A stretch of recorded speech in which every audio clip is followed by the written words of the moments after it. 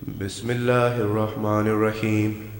روي عن فاطمة الزهراء عليه السلام بنت رسول الله قال سمعت فاطمة أنها قالت دخل علي أبي رسول الله في بعض الأيام فقال السلام عليك يا فاطمة فقلت عليك السلام قال إني أجد في بدني ضعفا فقلت له أعوذك بالله يا أبتاه من الضعف فقال يا فاطمة ائتيني بالكساء اليماني فغطيني به فأتيته بالكساء اليماني فغطيته به وصرت أنظر إليه وإذا وجهه يتلألأ كأنه البدر في ليلة تمامه وكماله.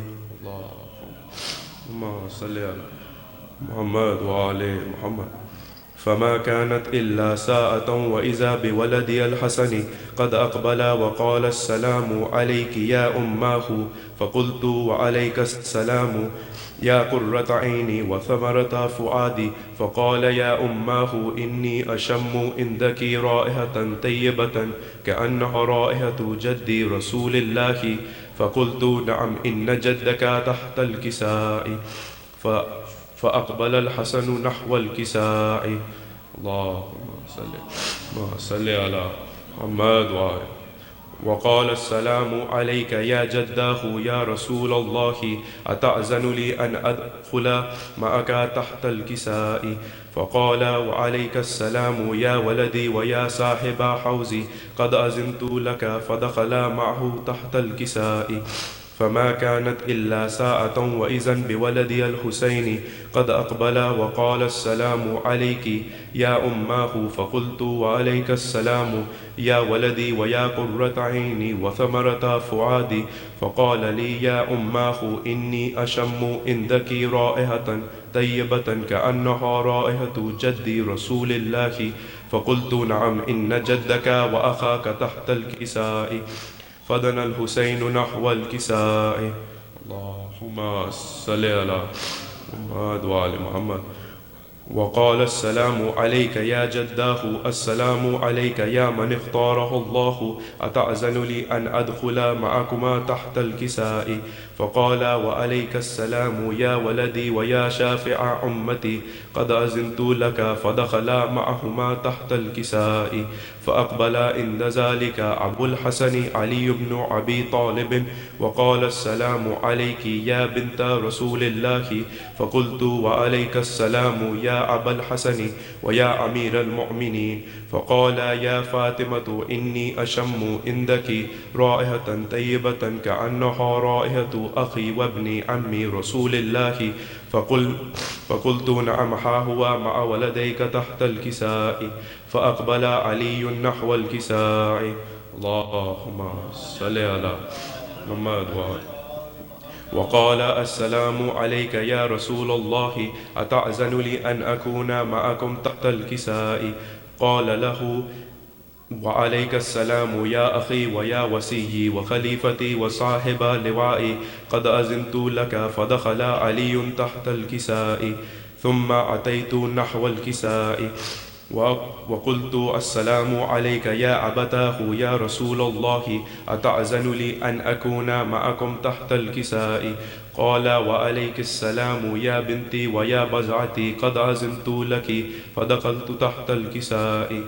فلما اكتملنا جميعا تحت الكساء أخذ أبي رسول الله بطرفي الكساء وأومأ بيده اليمنى إلى السماء وقال اللهم إنا هؤلاء أهل بيتي وخاصتي وعامتي لحمهم لحمي ودمهم دمي يؤلمني ما يؤلمهم ويحزنني ما يحزنهم أنا حرب لمن حاربهم وسلم لمن سالمهم وعدو لمن عاداهم ومحب لمن أحبهم إنهم مني وأنا منهم فاجعل صلواتك وبركاتك ورحمتك وغفرانك ورضوانك علي وعليهم وأذهب عنهم الرجس وطهرهم تطهيرا. صل على محمد. فقال الله عز وجل يا ملائكتي ويا سكان السماوات إني ما خلقت سماعا مبنيا ولا أرضا مدهيا ولا قمرا عز وجل يا سكان السماوات إني ما خلقت سماعا مبنيا ولا أرضا مدهيا ولا قمرا منيرا ولا شمسا مزيئا ولا فلكا يدور ولا بحر يجري ولا فلك يسري إلا في محبة هؤلاء الخمسة الذين هم تحت الكساء. فقال الأمين جبرائيل يا ربي ومن تحت الكساء؟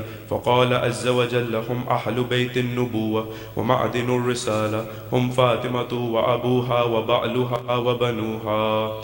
الله صل على محمد. فقال جبرائيل يا ربي أتأذن لي أن أحبط إلى الأرض لأكون معهم سادسا؟ فقال الله نعم قد أذنت لك. فهبط الأمين جبرائيل وقال السلام عليك يا رسول الله.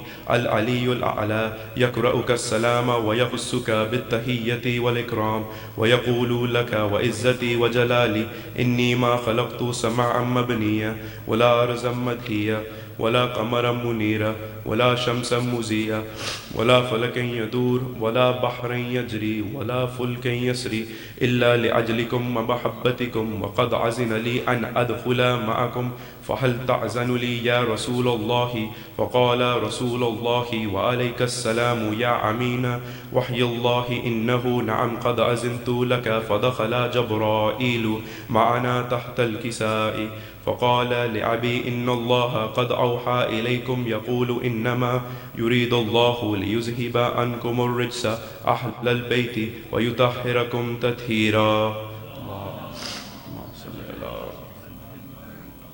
فقال علي لأبي يا رسول الله أخبرني ما لجلوسنا هذا تحت الكساء من الفضل عند الله.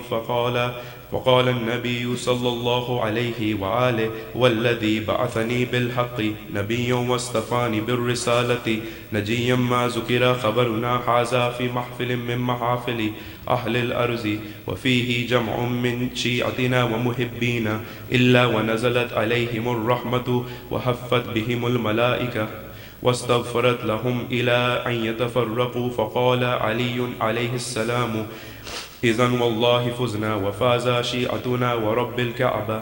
فقال أبي رسول الله صلى الله عليه وآله يا علي والذي بعثني بالحق نبيا واصطفاني بالرسالة نجيا ما ذكر خبرنا هذا في محفل من محافل أهل الأرض وفيه جمع من شيعتنا ومحبينا وفيهم محموم إلا وفرج الله همه ولا مغموم إلا وكشف الله غمه ولا طالب حاجة إلا وقضى الله حاجته.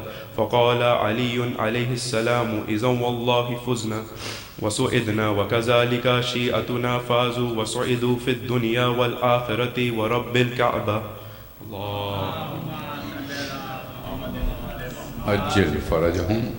ایک اور باواز بلند صلوات. خواتین و حضرات، ایک نوزائیدہ بچہ ہے سید رضا عباس سیدی، شدید دلیل ہے، اس کی سرجری ہونے والی ہے. آپ سے دعا ہے، درخواست ہے کہ دعا کریں اس کی صحت کے لیے کہ پروردگار عالم بحق محمد و آل محمد اسے صحت کاملہ اور عاجلہ عطا فرمائے. ایک اور باواز بلند صلوات. میں حسن جعفری، ڈاکٹر حسن جعفری سے درخواست کروں گا سلام پیش کریں گے.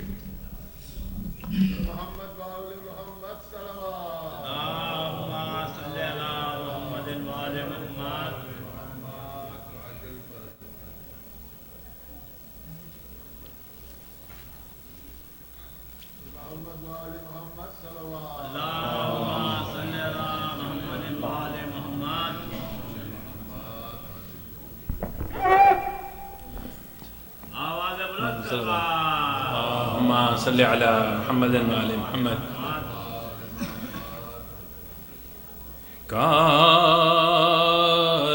کاروان سالار بن جب کاروان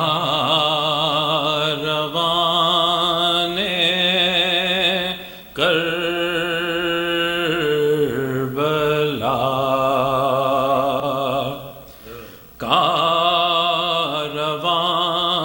سالار بن جب کارواں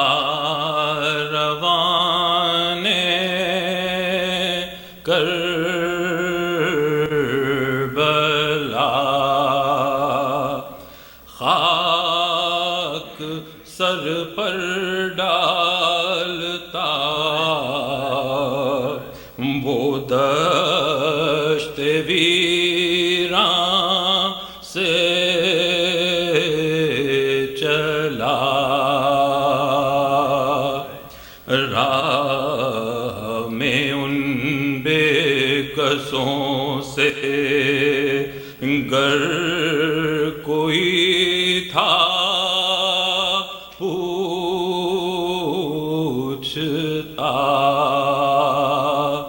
کس کے تم ناموس ہو اور کس کے ہو صاحب وضع ارے کالے کپڑے وہ دکھا کر کہتے تھے باش کو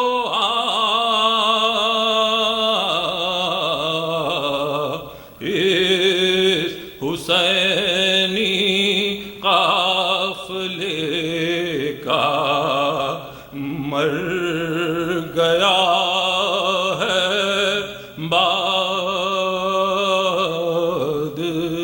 بادشاہ کارواں سالار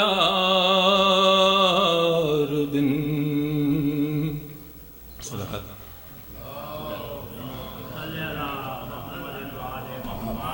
عجل فرجہم. ایک اور باواز بلند صلوات.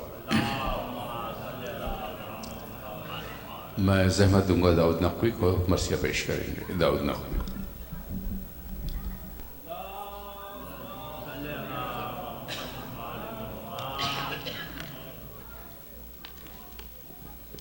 نعرہ صلوات.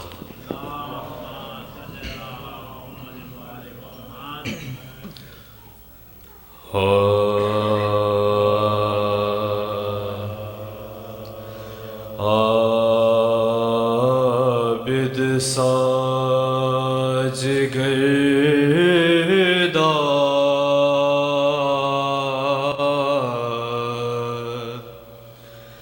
نہ دیکھا نہ سنا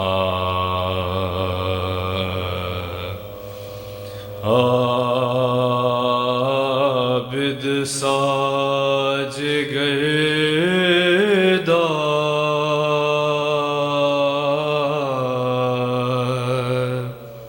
نہ دیکھا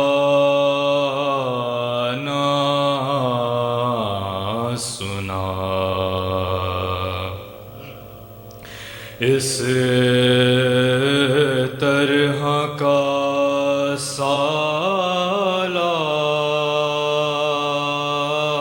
سالار نہ دیکھا نہ سنا اس طرح کا سالار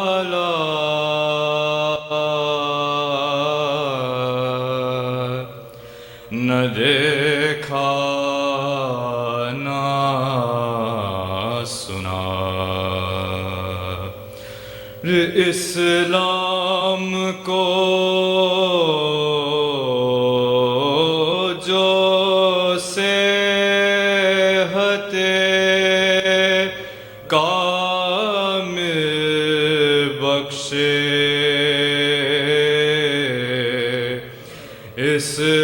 اسلام کو جو صحت کامل بخشے ایسا کوئی بیمار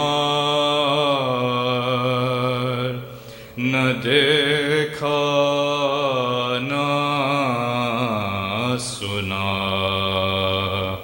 عابد سا.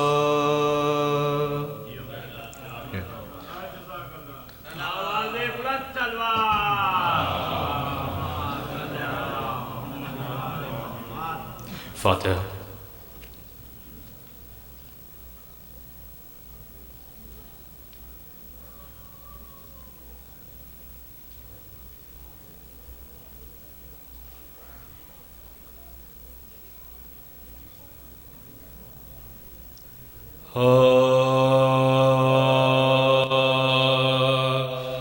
چھٹ کر جب آیا شام سے کنبا رسول کا یثرب کے ذرے ذرے نے ایک زخم نو دیا. آئے جو ابن جعفر تیار باصفا ایک تیر سا کلیجے میں عابد کے گڑ گئے. زینب تو دور ہٹ گئی منہ کو چھپا لیا. عابد نے اپنے پاس چچا کو بٹھا لیا. عابد نے اپنے پاس چچا کو بٹھا لیا.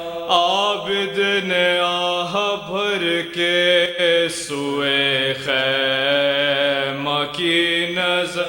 زینب تڑپ کے جھینپ گئی کانپے دل جگر.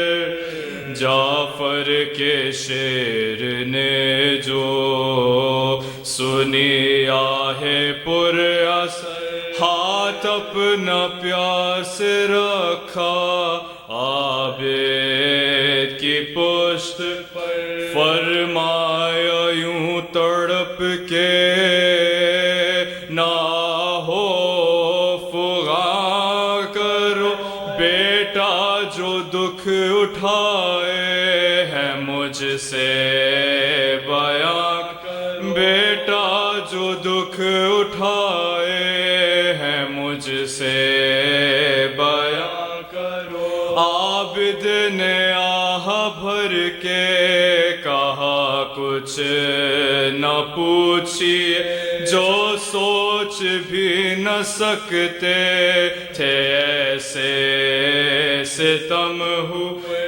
برگشتہ اس قدر تھا زمانہ حسین سے اوروں کا ذکر کیا لیا. اصغر نہ بچ سکے اوروں کا ذکر کیا لیا. اصغر نہ بچ سکے حق کے وفا ادا کیا. بچوں نے آپ کے دادا کا روب داب تھا. تیور تھے باپ کے کس شان سے لڑے وہ دلاور نہ پوچھی. کس طرح وار کرتے تھے جم کر نہ پوچھیے. مرعوب ان سے کتنا تھا لشکر نہ پوچھیے. کیا کہہ رہے تھے قاسم و اکبر نہ پوچھیے. ہر ایک کی زباں پہ صدا مرحبا کی تھی. فرصت نہ دی اجل نے یہ مرضی خدا کی تھی. ان پر ہی کیا جل تو بھرے گھر کو کھا گئی. قاسم کو کھا گئی علی اکبر کو کھا گئی. پیاس جیسے شیر دلاور کو کھا گئی، حد ہو گئی کہ صبت پیمبر کو کھا گئی، سب قبر میں چلے گئے سونے کے واسطے، میں ہی بچا ہوں کنبا کو رونے کے واسطے، میں ہی بچا ہوں کنبا کو رونے کے واسطے، کیسے کہوں چچا نہ رہے جب شہ بے وارثوں پہ توڑے گئے، کس قدر سے تم بازار میں پھرائے گئے، ننگے سر ہر دنیا اڑا رہی تھی مذاق اور چپتے، دنیا اڑا رہی تھی مذاق اور چپتے، کیا حال درد منہ سے کہیں دیکھ لیجیے، دروں کے زخم پشت پہ ہیں دیکھ لیجیے، دروں کے زخم پشت پہ ہیں دیکھ لیجیے، دربار میں گئے تو قیامت گزر گئی، مجمع میں آل پاک نبی ننگے سر گئی، تانے تھے مزح کے تھے جہاں تک نظر گئی، ہم ڈھونڈتے تھے موت نہ جانے کدھر گئی، قیدی تھے سر جھکائے خمیدہ کھڑے ہوئے، چھوٹے بڑے تھے ایک رسن میں بندھے ہوئے، قیدی تھے سر جھکائے خمیدہ کھڑے ہوئے، چھوٹے بڑے تھے ایک رسن میں بندھے ہوئے، چھٹ کر جب آیا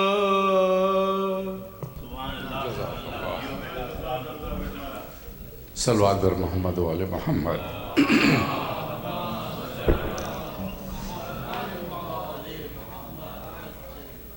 خواتین و حضرات، میں چاہتا ہوں کہ آئندہ 3 روز سیٹرڈے، سنڈے اور منڈے کا پروگرام آپ کی خدمت میں پیش کر دوں تاکہ آپ کو اسی کے مطابق شرکت کی توقع رہے۔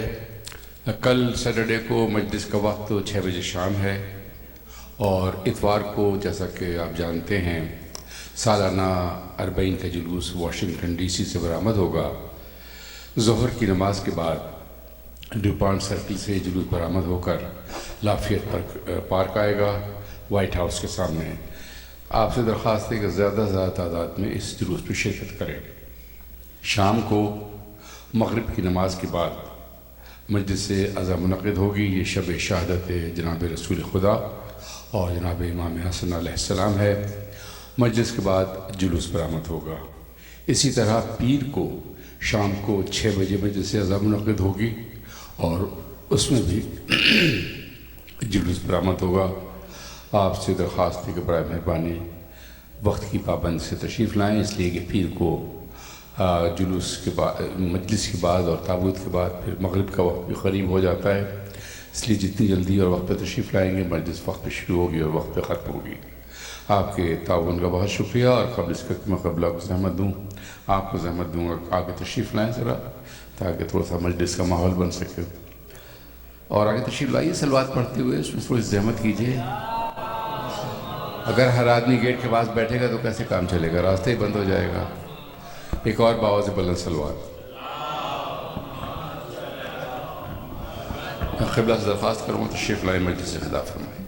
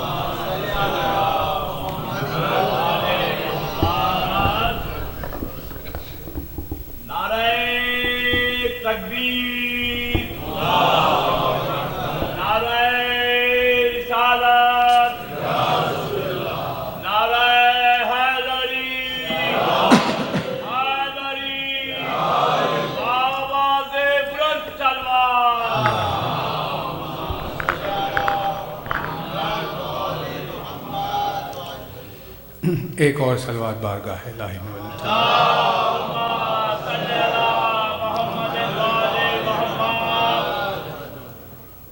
خدمت میں آپ کی التماس ہے کہ ایک سورہ فاتحہ پڑھ دیں۔ نہال الدین حیدر خان مرحوم، سید سبت حسن ترمذی مرحوم، سید حسن بہادر کاظمی، افتخار حیدر خان، مصطفیٰ بانو مرحومہ، کنیز رضا مرحومہ، عالیہ خاتون مرحومہ، سلطنت بانو نقوی اور تمام مرحوم امی اولاد کی ارواح کے لیے۔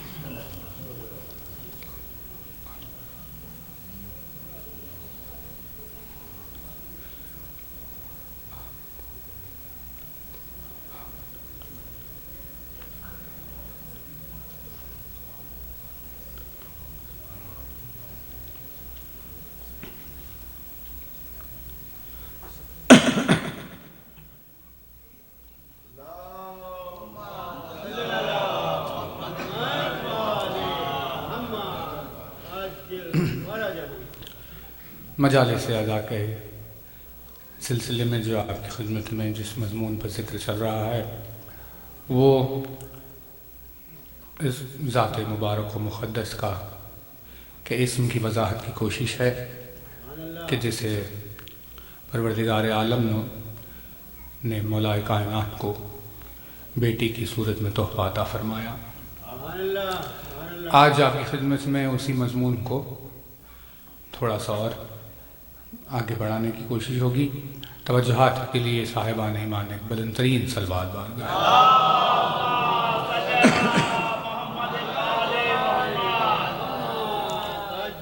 لا حول ولا قوة الا باللہ العلی العظیم۔ اعوذ باللہ من الشیطان اللعین الرجیم۔ بسم اللہ الرحمن الرحیم۔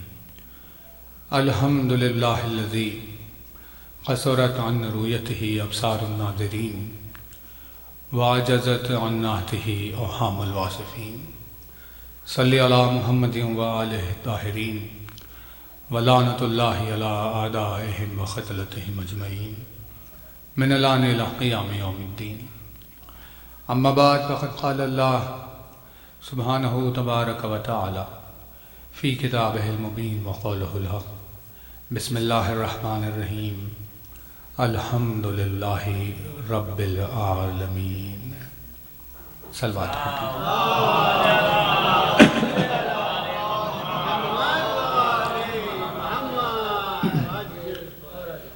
فرمایا صاحب اعظم الدرجات الفاظ نے، فرمایا مالک معجز نما انداز نے، فرمایا مولا کائنات امیر المومنین حضرت علی ابن ابی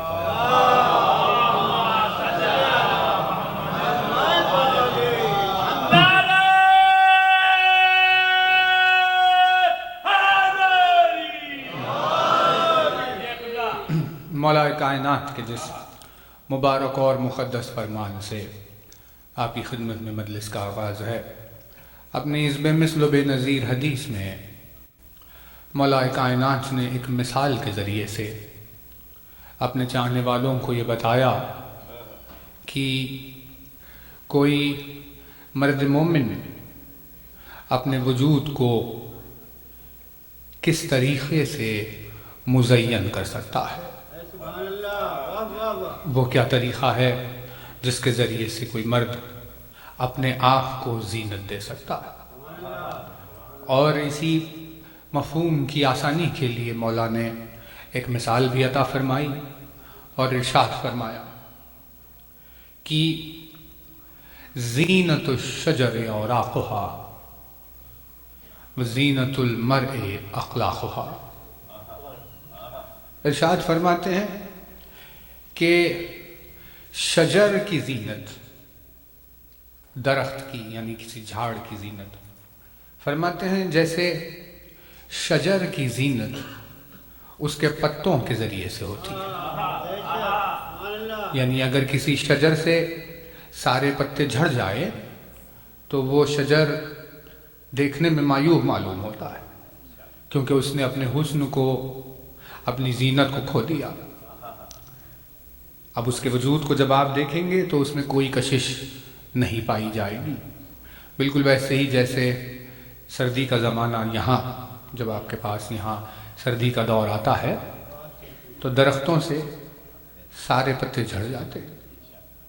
تو جب آپ اس درخت کی طرف دیکھتے ہیں تو ایسے معلوم ہوتا ہے جیسے اس نے اپنا پورا حسن ہی کھو دیا، جیسے اس میں کوئی زینت ہی باقی نہیں رہی. اسی وجہ سے مولا نے ارشاد فرمایا کہ شجر کی زینت اس کے پتوں کے ذریعے سے ہوتی ہے. پروردگار عالم نے پتوں کے ذریعے سے اشجار کو مزین کیا، اس نے پتوں کے ذریعے سے درختوں کو سجا دیا. جیسے پتوں کی جیسے شجر کی زینت ان کے پتوں کی وجہ سے ہوتی ہے، مولانا نے ارشاد فرمایا بالکل ویسے ہی کسی مرد کی زینت اس کے اخلاق کی وجہ سے ہوتی ہے. اگر کسی شخص میں اخلاق نہ پائے جائیں تو اس کا وجود ویسے ہی ہو جاتا ہے جیسے بغیر پتوں کا کوئی شجر ہوتا ہو.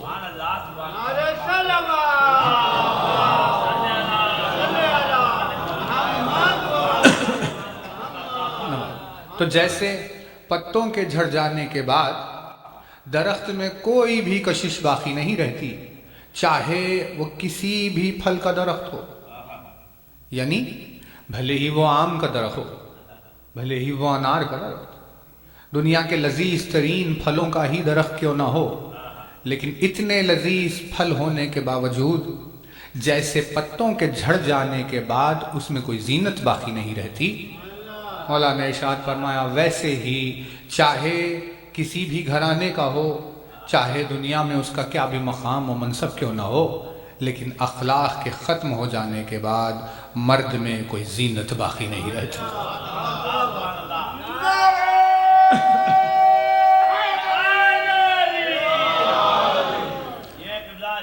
فرماتے ہیں اسی لیے انسان کو یہ چاہیے کہ اپنے وجود کو اخلاق کے ذریعے سے آراستہ کرے اور اپنے وجود کو اخلاق کے ذریعے سے مزین کر کے بارگاہ پروردگار عالم میں پیش کرے. یوں اس فرمان سے مولا نے جب زینت کا ذکر کیا تو ہمیں احساس ہوا کہ مزین کرنا، یہ مزین ہونا پروردگار عالم کی نگاہ میں بے انتہا پسندیدہ صفت ہے. اس نے بدصورتی کو نہ خود پسند کیا، نہ اس کی ذات بدصورت ہے. اس کی ذات خود بھی حسین ہے اور اس نے پسند بھی حسن کو کیا ہے.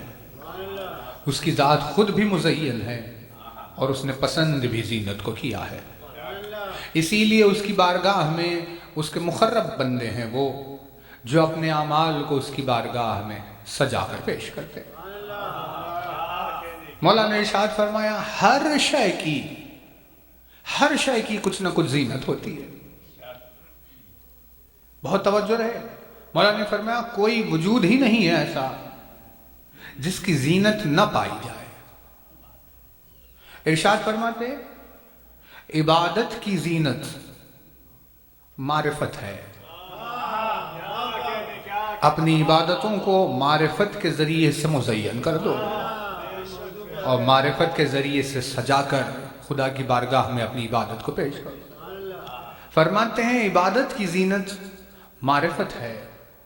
مولا نے ارشاد فرمایا تلاوت کی زینت تدبر ہے.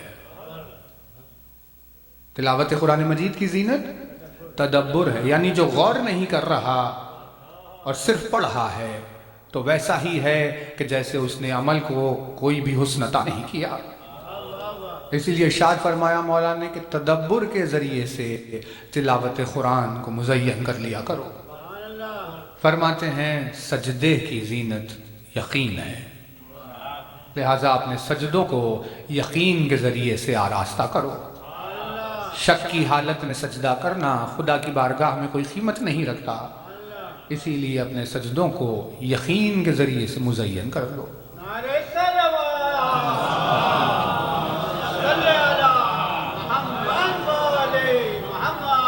دیکھیے کیا کیا زینت ارشاد فرمائی. مولا نے ارشاد فرمایا گفتگو کی کلام کی زینت کم سخنی میں ہے، زبان کی زینت کم بولنے میں ہے.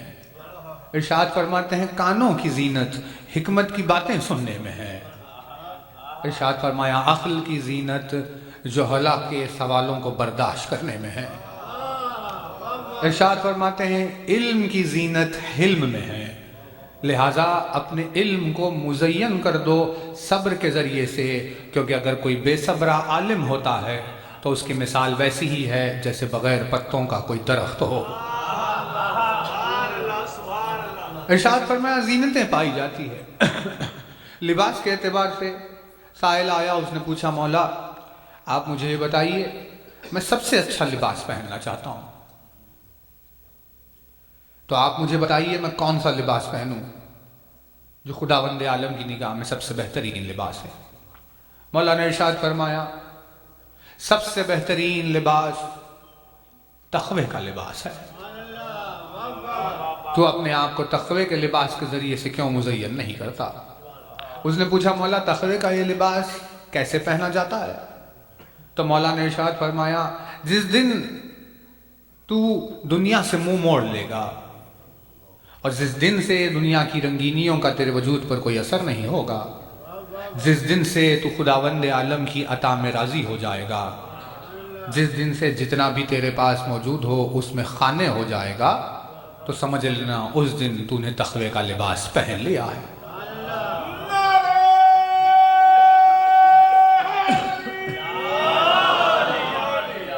اتنی عظیم صفت خداوند عالم کی اتنی پسندیدہ صفت ہے زینت، تو کوئی تصور کرے کیسے آخر توحید زینت کے بغیر رہ جائے گی؟ اسی لیے اللہ نے اپنی توحید کو علی کے نام سے مزین کیا ہے۔ آج علی کی ذات زینت لا الہ الا اللہ ہے، ذات علی زینت محمد الرسول اللہ ہے، علی زینت توحید و رسالت ہے۔ اتنی زیادہ کائنات و کونین کو اللہ نے علی کے نام کے ذریعے سے حسن بخشا کہ ہر مقدس و مبارک شے کی زینت علی کی ذات ہے۔ جب ہر ایک کو مزین کر دیا تو پروردگار عالم نے ارادہ کیا کہ میں وجود علی کو بھی مزین کروں گا۔ یعنی اب یہ منزل تحفے کے بدلے تحفے کی منزل ہے۔ جب علی نے توحید کو مزین کر دیا اپنے وجود کے ذریعے سے، تو اب لا الہ نے یہ چاہا کہ وہ بھی علی کو مزین کرے اپنے کسی عظیم تحفے کے ذریعے سے، جس تحفے کے ذریعے سے پروردگار عالم کی ذات نے ولایت و امامت کو مزین کر دیا، اس تحفے کا نام زینب ہے۔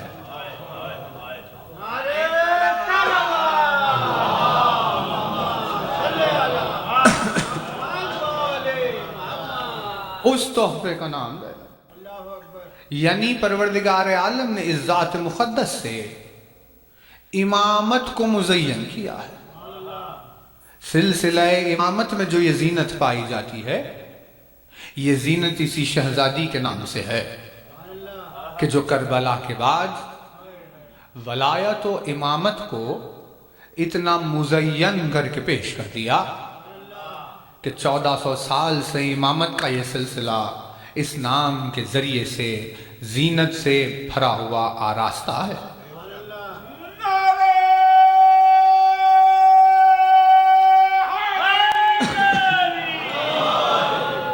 بہت توجہات رہے، کیونکہ پروردگار عالم نے علی کے گھر میں بیٹی کا ایک تحفہ عنایت فرمایا۔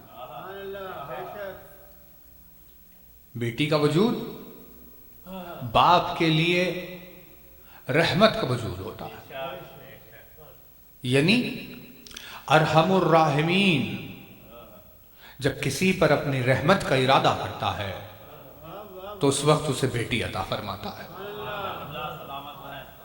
یعنی بیٹی کا جو مقام ہے، اسی بیٹی کے وجود کے ذریعے سے خداوند عالم اپنے بندوں کے اوپر رحمت کے اسباب پیدا کر دیتا ہے۔ تو یہ جب ایک عام بشر کو بیٹی عطا کی جائے تو اس میں اللہ کی اتنی رحمت شامل ہوتی ہے، جب پروردگار عالم نے اہل بیت میں بیٹیوں کا سلسلہ رکھا تو ان کا مقام اور رتبہ ہی جدا گانا رہا کہ جس کو خود رحمت للعالمین بنا کر بھیجا اس کے لیے سیدہ کی ذات کو اللہ نے رحمت بنا دیا.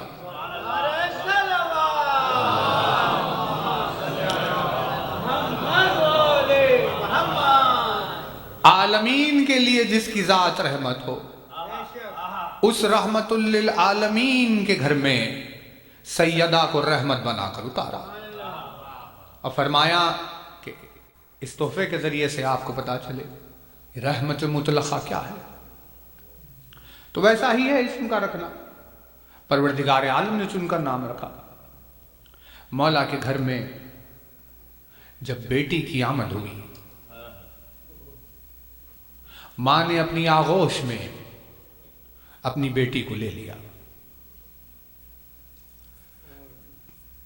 دونوں بھائی دوڑتے ہوئے اپنی بہن کی زیارت کے لیے آئے. آغوش سیدہ میں نگاہ حسن و حسین نے ایک مرتبہ شہزادی کی طرف دیکھا اور دونوں بھائیوں نے ایک ساتھ مل کر اپنی ماں سے پوچھا اماں ان کا نام کیا ہے؟ تو شہزادی کونین نے جواب دیا کہ یہ کیسے ممکن ہے کہ میرے سر پر میرے شوہر کا سایہ موجود ہے اور علی کے ہوتے ہوئے نام رکھنے میں میں سبقت حاصل کر لوں.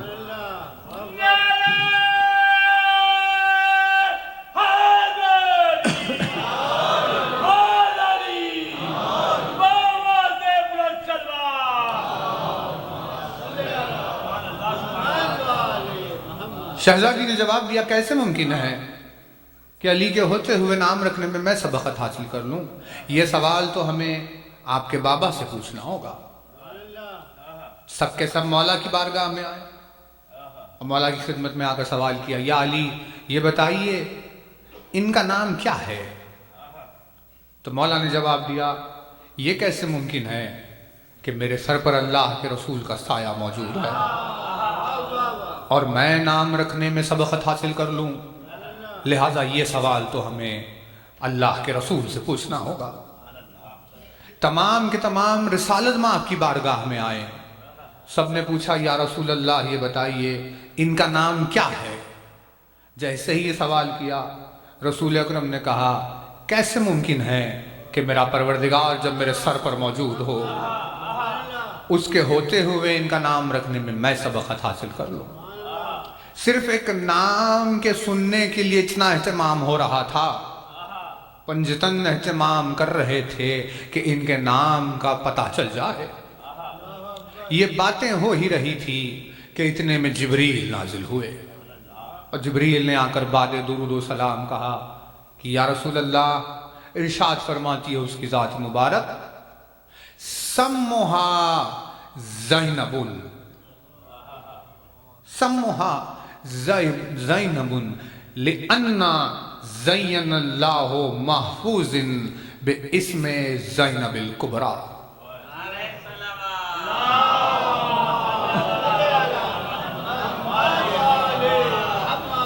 بہت توجہات رہے. جبریل نے آ کر ارشاد فرمایا یا رسول اللہ ان کا نام زینب ہے کیونکہ اللہ نے ان کے نام کے ذریعے سے محفوظ کو زینت عطا کی ہے نا توجہ؟ ان کے نام کے ذریعے سے اللہ نے محفوظ کو زینت عطا کی ہے. بس حدیث کیا آئی، حدیث قدسی کیا آئی، ایک نیا مضمون چھڑ گیا. وہ مضمون ہے محفوظ کا مضمون. کسے کہا جاتا ہے محفوظ؟ کیا ہے لوح؟ کیا ہے محفوظ؟ کیا ہے لوح محفوظ؟ یعنی اگر اس قرآن کی طرف ہم دیکھیں تو قرآن بہت سارے اشارے کرتا ہے. بھائی توجہ رہے، قرآن مجید کی تلاوت کے لیے مولا نے ارشاد فرمایا کہ قرآن کی ایک ایک آیت، ایک ایک لفظ، اس کے 4 ظاہری سٹیجز ہوتے ہیں، اور ہر سٹیج میں ہزاروں باطن ہوتے ہیں۔ پہلا کون سا ہے؟ ارشاد فرماتے ہیں پہلا ہے عبارات، فرماتے ہیں دوسرا ہے اشارات، فرماتے ہیں تیسرا ہے لطائف، فرماتے ہیں چوتھا ہے حقائق۔ میں بہت توجہ ہے، فرماتے ہیں عبارات ہے عوام کے لیے، اشارات ہے خواص کے لیے، لطائف ہے اولیاء کے لیے، حقائق ہے انبیاء کے لیے۔ ہے ایک ہی آیت، وہی ایک آیت ہے، لیکن جب عوام پڑھتی ہے تو صرف عبارت پڑھتی ہے۔ توجہ ہے نا، قرآن کا معجزہ ہے، جب عوام پڑھتی ہے تو صرف عبارت پڑھتی، عبارت یعنی رائٹنگ، جو لکھا ہوا ہے بس وہی پڑھ لیا، اس کے علاوہ کچھ نہیں۔ مولانا، لیکن جب خواص پڑھتے ہیں تو اشارات پڑھتے ہیں، اس میں جو اشارہ کیا جا رہا ہے آیت میں وہ خواص کی نگاہ میں آتا ہے۔ فرماتے ہیں جب اولیاء پڑھتے ہیں تو لطائف پڑھتے ہیں، اور جب انبیاء پڑھتے ہیں تو حقائق پڑھتے ہیں۔ یعنی ہے ایک ہی قرآن، یعنی ہے ایک ہی قرآن، ہے ایک ہی آیت، لیکن پڑھنے والے کے ظرف کے اعتبار سے اپنے راز کھول رہا ہے۔ پڑھنے والا جتنا قابل ہوگا اتنے ہی راز قرآن اپنے کھول کر ظاہر کرے گا۔ یعنی اگر اب قرآن کے اسرار ہم پر ظاہر نہیں ہو رہے تو اس میں قرآن کی غلطی نہیں ہے، کیونکہ پڑھنے والا کم ظرف ہے، اسی لیے قرآن اپنے راز کو ظاہر نہیں کر رہا۔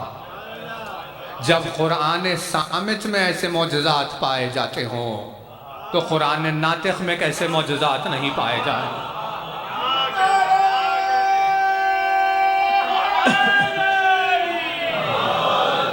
یہی وجہ ہے کہ جب عوام سامنے آتی ہے تو علی کا کچھ اور رنگ ہوتا ہے، لیکن جب خواص سامنے آتے ہیں تو علی کا کچھ اور رنگ ہوتا ہے، جب اولیاء سامنے آتے ہیں تو علی کچھ اور ہی ہوتا ہے، جب انبیاء سامنے آتے ہیں تو اس وقت علی کچھ اور ہوتا ہے۔ یعنی علی کے فضائل سامنے والے کے ظرف کے اعتبار سے نکھر کر باہر آتے ہیں۔ اب اگر کسی کو علی کی شان و شوکت سمجھ میں نہ آئے تو اسے سوائے اپنے آپ کے کسی اور کو الزام دینے کا حق ہی نہیں ہے۔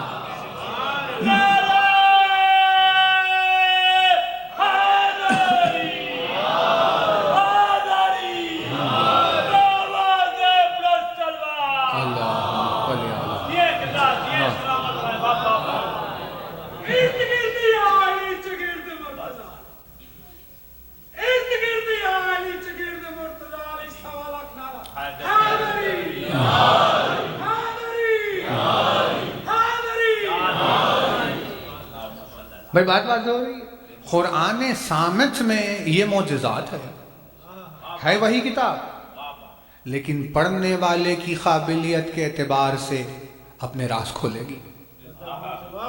بالکل یہ یعنی قرآن نے یہ صفت علی کو دیکھ کر سیکھی ہے، کیونکہ علی کا وجود بھی ایسا ہی ہے کہ اگر سامنے بوذر آئے تو علی کچھ اور ہے، سامنے سلمان آئے تو علی کچھ اور ہے، سامنے اگر موسیٰ آ جائے تو علی کچھ اور ہے، سامنے اگر جبریل آ جائے تو علی کچھ اور ہے، اور ان معراج کی تنہائیوں میں جب سامنے محبوب الہ العالمین آئے تو وجود علی کچھ اور ہے۔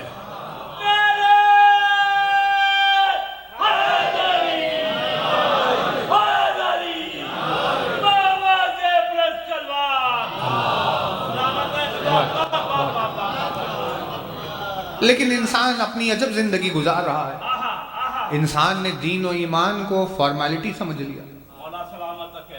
کیا ہو گیا دنیا کو آپ دیکھیے, اس نے دین و ایمان کو کانٹریکٹ بنا لیا. ان کے نزدیک مذہب کانٹریکٹ سے زیادہ نہیں ہے. پروردگار ہم نمازیں دے رہے ہیں, تو ہمیں جنت دے دے, ایک ہاتھ لے ایک ہاتھ دے دے. اگر کوئی بھی چیز میں اونچ نیچ ہو جائے تو کانٹریکٹ ختم. رشتہ نہیں ہے دل سے, کسی سے مودت کا رشتہ نہیں ہے, کیونکہ چاہے کتنا ہی بڑا کانٹریکٹ کیوں نہ ہو, کانٹریکٹس کبھی باقی نہیں رہتے. باقی جو رہتا ہے وہ رشتہ رہتا ہے.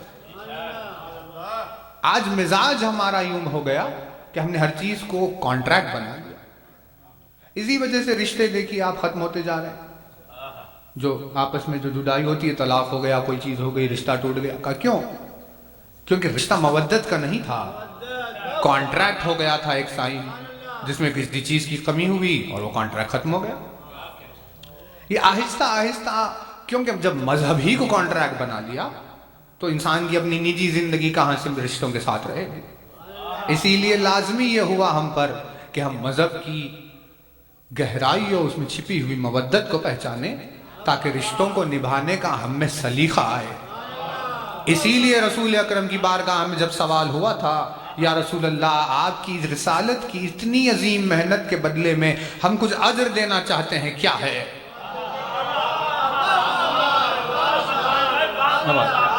فرمایا اجر رسالت کچھ نہیں ہو سکتا سوائے میرے گھر والوں سے مودت کے, اہل بیت سے.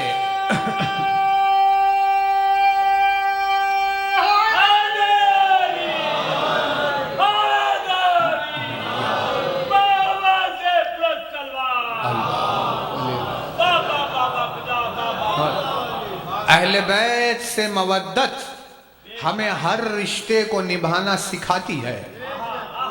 جسے اہل بیت سے مودت نہیں ہے, اس کی عبادتیں بھی ایک کانٹریکٹ ہو گئی, اس کی دنیاوی زندگی بھی ایک کانٹریکٹ ہو گئی, اس کے سارے رشتے بھی کانٹریکٹ ہو کر ہی رہ گئے. کیونکہ جب دل میں مودت ہی نہیں ہے تو اس نے کسی بھی رشتے کو نبھانا سیکھا ہی نہیں.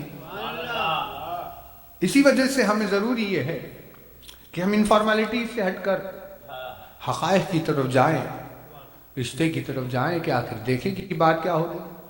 بالکل ویسا ہی ہے یہ, کیونکہ قرآن نے کیا کہا, جو مجھ سے جتنی محبت کرے گا میں اپنے اتنے اسرار اس کے سامنے رکھوں گی. فارمیلٹی کے اعتبار سے پڑھنے سے کچھ ظاہر نہیں ہوگا. جب قرآن کو کوئی محبت سے اٹھا کر پڑھتا ہے تو پھر پلٹ کر قرآن بھی اس سے بات کرنے لگتا ہے, اور اس وقت قرآن ظاہر کرتا ہے کہ ہمارے اندر کیا اسرار ہے. انہی میں سے اب دیکھیے محفوظ کی وضاحت میں ہم آپ کی خدمت میں ایک آیت رکھ رہے ہیں. آغاز ہی ہوا, ارشاد فرمایا ذالک الکتاب. آیت تو ہے بسم اللہ الرحمن الرحیم, الف لام میم. پروردگار عالم نے کوڈ ورڈ میں کچھ اپنے حبیب سے بات کی, کہا کہ بھئی وہ ہمیں سمجھ میں نہیں آئے گی, ہمیں اتنا ہی سمجھ میں آئے گا جتنا ہمیں رسول نے بتایا کہ اس کا مطلب یہ ہے. کچھ اللہ نے بات کر لی, پھر اس کے بعد انسان کی ہدایت کے لیے تھوڑا سا واضح کیا, ذالک الکتاب لا ریب فیہ. ہے نا آیت؟ اب آپ دیکھیے عربی میں, یعنی بالکل نرسری میں عربی کی جو یو کے جی ہوتی ہے اس میں سکھا دیتے ہیں چھوٹے بچوں کو. ہاذا کا مطلب ہے کوئی چیز جو آپ کے نزدیک ہو, دس کو کہتے ہیں. ہاذا یعنی دس, یہاں سامنے کچھ بھی. ذاکا کہتے ہیں کسی ایسی چیز کو جو دور ہو. ہاذا ذاکا. ذالکا کہتے ہیں کسی ایسی چیز کو جو بہت دور ہو. پڑھنے والے نے قرآن مجید کو گود میں رکھ لیا, آنکھوں کے سامنے بالکل کتاب کھول کر پڑھ رہا ہے. آیت کہہ رہی ہے ذالک الکتاب لا ریب فیہ. وہ جو بہت دور جو کتاب ہے اس میں کسی شک کی گنجائش نہیں ہے۔ کہا کہ بھئی قرآن تو سامنے رکھا ہوا ہے ہماری آغوش میں، پھر اسے دور کہہ کر کیوں خطاب کیا جا رہا ہے؟ تو ہمیں پتا چلا یہ قرآن اپنے بارے میں وہ بات نہیں کر رہا، حالانکہ اس کی شان بھی وہی ہے کہ اس میں بھی کوئی شک نہیں ہے، لیکن یہ لاریب کتاب کسی دور والی لاریب کتاب کی گفتگو کر رہی ہے جس میں کسی شک کی گنجائش نہیں پائی جاتی۔ ایک آیت نے دعوت فکر دے دی کہ بھئی خود ہی معلوم کر لو وہ دور والی کتاب کیا ہے، اب ڈھونڈ کر، یا کیونکہ اس نے دعوت فکر دی۔ قرآن ہمیشہ تھاٹ دیتا ہے آپ کو، زبردستی نہیں کرتا کہ پکڑ کر لے کر آئیں زبردستی ایمان لے کر آؤ۔ قرآن صرف ایک تھاٹ دیتا ہے اور کہتا ہے خود ہی سوچو، خود ہی غور کرو، خود ہی سمجھو، خود ہی بتاؤ کہ کیا ہونا چاہیے۔ ویسے ہی ایک تھاٹ دیتی، ذالک الکتاب، وہ بہت دور جو کتاب ہے اس میں کوئی شک نہیں ہے۔ تھاٹ آ گیا، سوال پیدا ہو گیا، سوال کو لے کر قرآن صامت کے بارگاہ قرآن ناطق میں پہنچے تو اس ذات مبارک و مقدس نے ارشاد فرمایا انا ذالک الکتاب الذی لا ریب فیہ،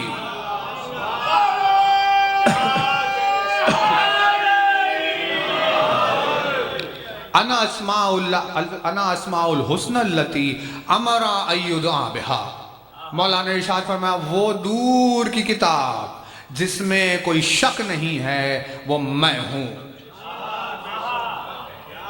اور بہت توجہ رہے، جب علی کی ذات ہو، جب پروردگار عالم کے تعلق سے بات ہو، جب قرآن مجید کی بات ہو، جب دور کہا جاتا ہے تو وہ دور بائی ڈسٹینس نہیں ہوتا،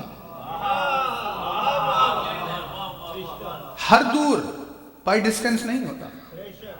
بہت سارے دور ایسے بھی ہوتے ہیں جو ہوتے پہلو میں ہیں پھر بھی دور رہتے ہیں۔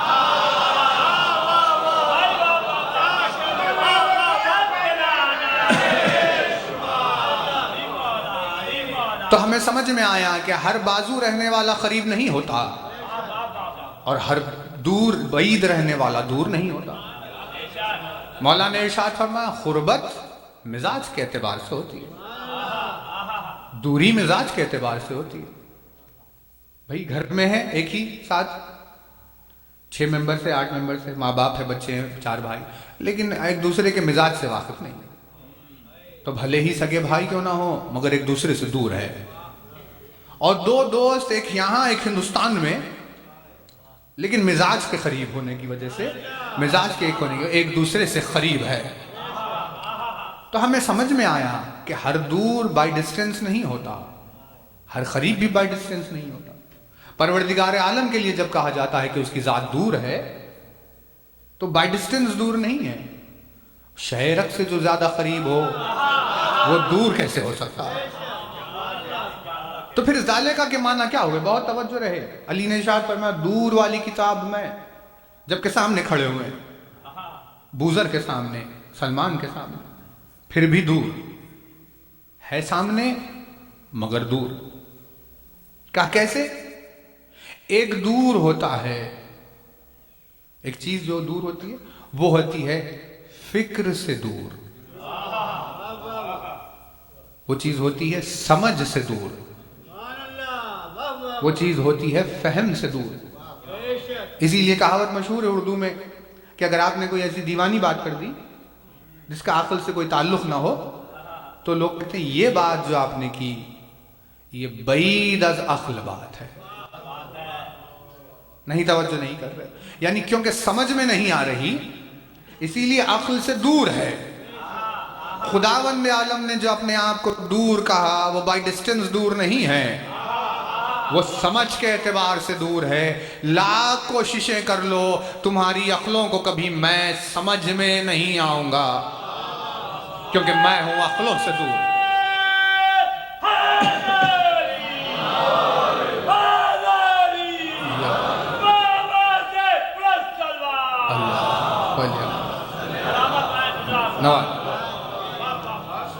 کیونکہ میں ہوں عقلوں سے دور، یعنی عقل کبھی مجھے سمجھ نہیں پائے گی. تو ہمیں پتا چلا کہ ہاں ذالکہ کے معنی کیا ہوتے ہیں. اسی وجہ سے علی نے کہا میں ذالکہ ہوں، بھلے ہی تمہارے سامنے کھڑا ہوا ہوں لیکن تمہاری سمجھ میں کبھی آنے والا نہیں ہوں کہ علی کیا ہے. اسی لیے علی ہے عقلوں سے دور. اب آیت کا حسن دیکھیے، آیت کی لطافت دیکھیے. جو چیز عقل سے دور ہو جائے اس پر ہم کبھی یقین کریں گے؟ جو چیز عقل سے دور ہو اس پر تو ڈاؤٹ ہی ڈاؤٹ ہوگا بھائی، کیونکہ سمجھ میں نہیں آ رہی اسی لیے انسان شک ہی کرتا رہے گا. لیکن آیت نے جو شرط رکھ دی ذالک الکتاب لا ریب فیہ، ہے عقلوں سے بہت دور، آئے گی نہیں سمجھ میں، لیکن سمجھ سے باہر ہونے کے باوجود بھی اس میں شک کی گنجائش نہیں ہے.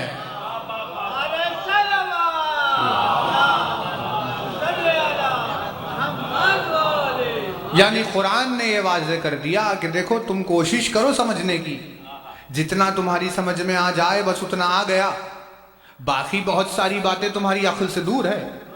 لیکن عقل سے دور ہونے کی وجہ سے کہیں انکار نہ کر بیٹھنا. پروردگار عالم کی کتاب کا معجزہ ہے، جتنی تمہاری عقل اتنی ہی سمجھ میں آئے گی. اور پھر اب جو چیزیں تمہاری سمجھ میں نہیں آ رہی اس پر ایمان باقی رکھنا، یہ کہہ کر کہ مجھے سمجھ میں نہیں آ رہا لیکن اس کا معجزہ ہے. بالکل ویسی ہی علی کی ہستی ہے. ارشاد فرمایا جب صامت کا یہ معجزہ ہے تو ناطق کا معجزہ بھی یہی ہے کہ جتنا تمہیں سمجھ میں آیا اتنا سمجھ لینا.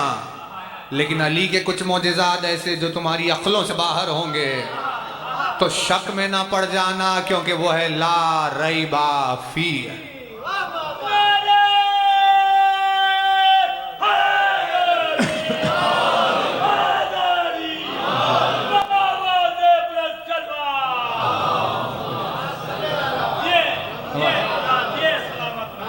لیکن آپ دیکھیے آج انسان کا مزاج عجیب ہو گیا. اس نے علی کی شان کو رد کر دیا یہ کہہ کر کہ مجھے سمجھ میں نہیں آ رہی.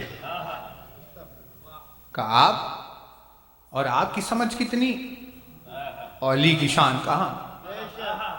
وہ نہیں ہے علی کی ذات جو سمجھ میں آ جائے.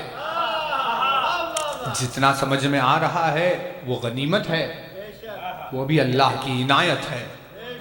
لیکن اگر کوئی چیز سمجھ میں نہ آئے تو قرآن نے اصول دے دیا کہ دیکھو تم اپنی ناسمجھی کا اعتراف کرو لیکن اس میں شک کی گنجائش نہیں ہے. بھئی سمپل رول ہے، آپ قرآن چھوڑ دیجئے، یہ تو اللہ کا کلام ہے. دنیا میں جتنی چیزیں ہیں وہ سب سمجھ میں آ گئی. انسان کو کیا سمجھ میں آیا بتائیے؟ خود اس کا وجود اس کو سمجھ میں نہیں آیا. جب اپنے آپ کو غور سے دیکھے گا تو حیرت میں پڑ گیا بھئی کیا نظام ہے یہ؟ سر سے لے کے پیر تک اتنی چھوٹی چھوٹی بال جیسی باریک رگیں گزر رہی ہیں. بیمار جب پڑتا ہے، جب اس کی صحت خراب ہوتی ہے تب اسے سمجھ میں آتا ہے یہ کیا ہو گیا. ڈاکٹر سے بات کی کہ بھئی ہم اتنے اچھے صحت مند تھے، یہ دیکھیے ہاتھ اٹھ ہی نہیں رہا. تو ڈاکٹر نے کہا وہ اسی لیے کیونکہ وہ ایک جو چھوٹی سی رگ تھی بال جیسی وہ اپنے مقام سے ہٹ گئی ہے. وہ کہے گا اتنی چھوٹی چیز کے ہٹنے سے اتنا بڑا اثر. یعنی انسان اگر اپنے بدن کو غور سے دیکھے تو اسے سمجھ میں آئے گا ایک کانچ کے برتن سے زیادہ نازک اس کے جسم کا نظام ہے. کانچ کا برتن بھی اتنا نازک نہیں ہوتا جتنا ہمارا میکینزم جو ہے، جو بدن کا ہمارے جو نظام ہے اتنا نازک ہے. اتنا نازک کہ کانچ کے برتن سے بھی زیادہ نازک ہو. اتنے نازک مزاج کے باوجود بھی 60 برس تک کی زندگی صحت و عافیت کے ساتھ گزار لی. کسی سے پوچھیا یہ آپ کو سمجھ میں آیا کہ کیسے ہو گیا؟ بھئی یہ کانچ کا برتن سنبھال کر نہیں رکھ سکتا انسان 10 سال تک. اتنا نازک نظام اور 80 برس کی زندگی صحت و عافیت کے ساتھ. جب وجود آپ کا اپنا سمجھ میں نہیں آیا تو آپ کو یہ حق کہاں سے مل گیا کہ یہ کہہ کر علی کی شان کو رد کر دے یہ مجھے سمجھ میں نہیں آ رہا.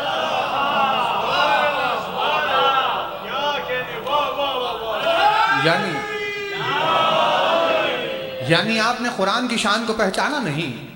پروردگار عالم نے کہا جو سمجھ میں نہیں آ رہا وہاں تمہاری عقل ختم ہو گئی، لیکن اس کے باوجود بھی شک کی گنجائش نہیں ہے. چاہے سمجھ میں نہ آ رہا ہو لیکن ایمان رکھنا اس پر شرط ہے.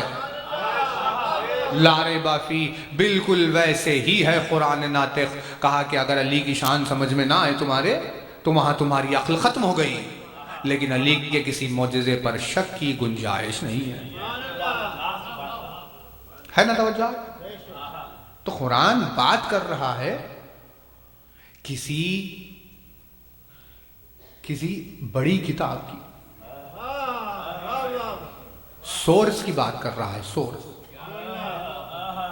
جیسے سورہ واقعہ میں بہت توجہ رہے، ارشاد ہوا سورہ مبارکہ واقعہ میں پروردگار عالم نے بسم اللہ الرحمن الرحیم فلا اقسم بمواقع النجوم وَإِنَّهُ لَقَسَمٌ لَوْ تَعْلَمُونَ عَظِيمٌ إِنَّهُ لَقُرْآنٌ كَرِيمٌ فِي كِتَابٍ مَّكْنُونٍ لَا يَمَسُّهُ إِلَّا الْمُطَهَّرُونَ. یعنی بات کی نا قرآن. دیکھو یہ جو تم پڑھ رہے ہو انہو لقرآن کریم، اس بات میں کوئی شک نہیں کہ جو تم پڑھ رہے ہو یہ کرم والا قرآن ہے. لیکن یہ قرآن فی کتاب مکنون، کسی چھپی ہوئی کتاب میں سے آیا ہے.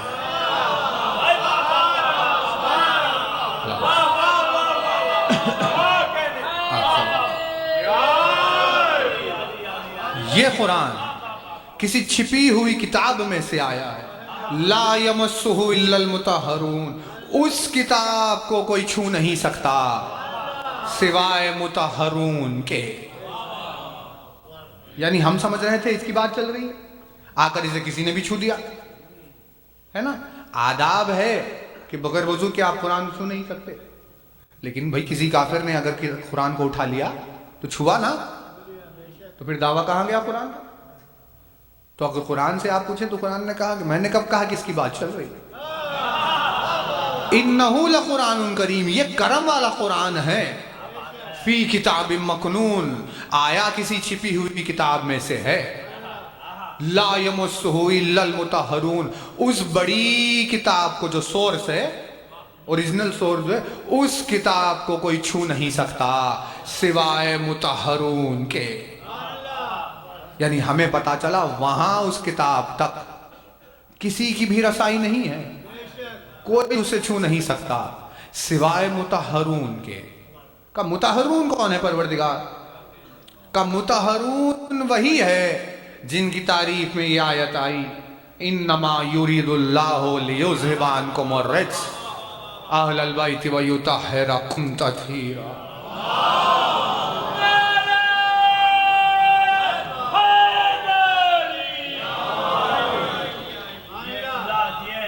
جن کی شان میں آیت تطہیر نازل ہوئی وہی مطہرون ہے، ان کے سوا کوئی اس کتاب کو چھو نہیں سکتا.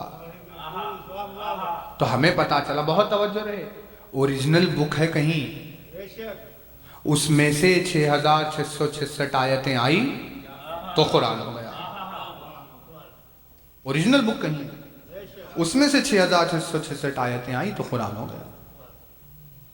اسی میں سے قرآن آیا، اسی میں سے انجیل آئی، اسی میں سے توریت آئی، اسی میں سے زبور آئی، آسمانی صحیفے سارے اسی میں سے آئی. اسی میں سے ایک سیکشن کو قرآن مجید کہا جاتا ہے نا توجہ. ایک مین بک ہے کہیں.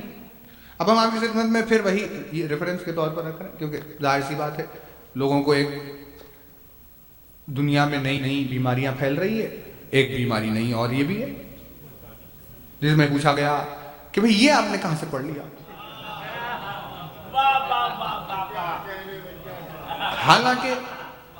حالانکہ مقرر کی ذمہ داری ہے کہ جو بھی پڑھ رہا ہو اس کے پاس اس کا ریفرنس موجود ہو، یہ ہماری ذمہ داری ہے۔ لیکن سوال یہ ہے کہ آپ کے ریفرنس پوچھنے کی وجہ کیا ہے؟ اگر آپ پوچھ رہے ہیں کسی اور کو بتانے کے لیے کہ جس کے سامنے دلیل واضح ہو جائے تو بہت خوب، اگر یہ وجہ ہے تو بھائی پھر حاضر ہے کہ دیکھیں یہاں اس میں سے پڑھا ہے، آپ جا کر بتا دیجیے۔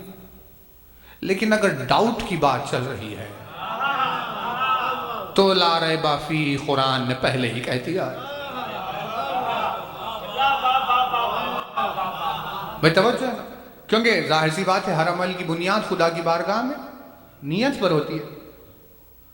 نماز اللہ قبول نہیں کرتا، اللہ نماز پڑھنے کی نیت قبول کرتا ہے۔ روزہ قبول نہیں کرتا، روزے کے پیچھے کی نیت قبول کرتا ہے۔ اسی لیے رسول اکرم نے ارشاد فرمایا انما الاعمال بالنیات، عمل نیت کی وجہ سے قبول ہوتا ہے۔ نیت پاک و پاکیزہ ہے تو عمل قبول ہو گیا، چاہے چھوٹا سا عمل کیوں نہ ہو۔ لیکن اگر نیت میں کھوٹ ہے تو ہزاروں برس کا عمل بھی رد ہو جائے گا۔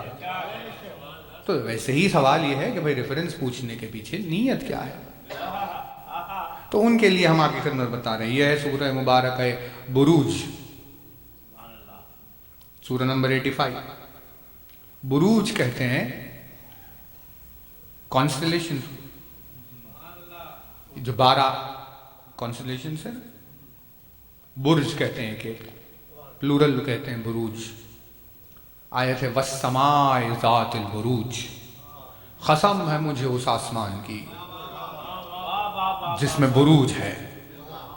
تو لوگوں نے سمجھا اللہ نے اس کی قسم کھائی جس میں 12 بروج ہے، لیکن جب رسول سے پوچھا گیا تو ارشاد فرمایا قرآن نے جہاں سما کہہ کر آسمان کہہ کر پکارا وہ میں ہوں۔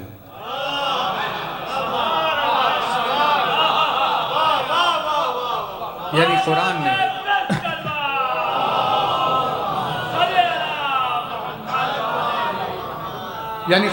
نے رسول کو آسمان کہہ کر پکارا، والسماء ذات البروج، قسم ہے مجھے اس آسمان کی جس میں بروج پائے جاتے ہیں۔ یعنی قرآن نے جس کی بات کی وہ آسمان رسول ہے، اور جو بروج 12 پائے جاتے ہیں وہ امامت کا سلسلہ ہے۔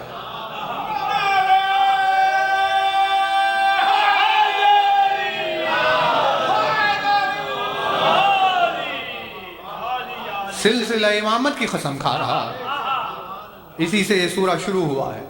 لاسٹ 2 آیت دیکھیں یہاں لکھی، لاسٹ 2 آیت سورہ بروج۔ ارشاد ہوا بسم اللہ الرحمن الرحیم بل ہوا قرآن مجید، بلکہ یہ کیا ہے؟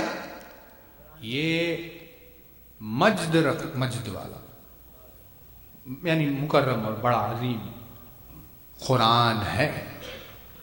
یہ بل ہوا قرآن مجید، بلکہ یہ بالکل قرآن مجید ہے، فی لوح محفوظ۔ لیکن یہ کہاں سے آیا ہے؟ یہ ہے لوح محفوظ سے آیا ہے، یعنی ایک سورس ہے، ایک اوریجنل بک ہے کہیں آسمان میں، اسی میں سے نکل کر ہی آیا ہے۔ اس میں سے 6666 آیتیں آئی تو قرآن مجید ہو گیا ہے۔ وہ وہاں ایک جو ہے اسے کہا گیا لوح محفوظ، جس کی ایک اولاد یہ کتاب ہے، ایک اولاد اس کی انجیل ہے، زبور ہے، توریت ہے، اسی کی ایک یہ ہے۔ اوریجنل بک وہاں ہے لوح محفوظ۔ جب آ کر پنجتن نے رسول کی بارگاہ میں پوچھا کہ یا رسول اللہ ان کا نام کیا ہے، رسول اکرم نے کہا میرا پروردگار موجود ہوتے ہوئے میں کیسے نام رکھنے میں سبقت حاصل کروں۔ اتنے میں جبریل نازل ہوئے اور جبریل نے ارشاد فرمایا یا رسول اللہ سموہا زینب، ان کا نام زینب ہے۔ اس کی وجہ یہ بتائی لِأَنَّا زَيَّنَ اللَّهُ مَحْفُوظٍ بِاسْمِ زینب الکبریٰ، وہ اسی لیے کیونکہ اللہ نے ان کے نام کے ذریعے سے محفوظ کو مزین کر دیا ہے۔